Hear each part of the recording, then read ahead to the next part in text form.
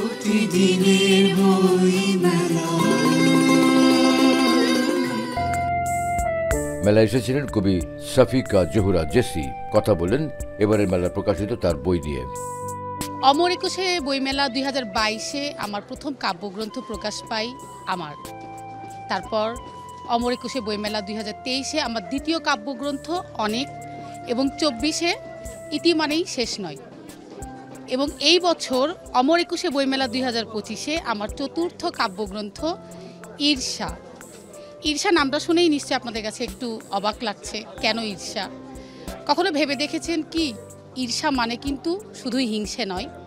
আপনি যদি ঈর্ষাটা থেকে অনুকরণে রূপান্তরিত করেন, যদি কারো দেখে কোনো কিছু খারাপ না লেগে ভালো লাগে, সেটা যদি নিজের মাঝে আপনি ধারণ করেন, সেটা ফলো করে যদি আপনি নিজেও সেই বৈশিষ্ট্য নিজের মাঝে জন্ম দেন, তাহলে ঈর্ষা কি ভালো রূপ নিতে পারে না? আমার প্রচেষ্টা সেইটাই। ঈর্ষা নাম রাখার আরও একটি কারণ আছে।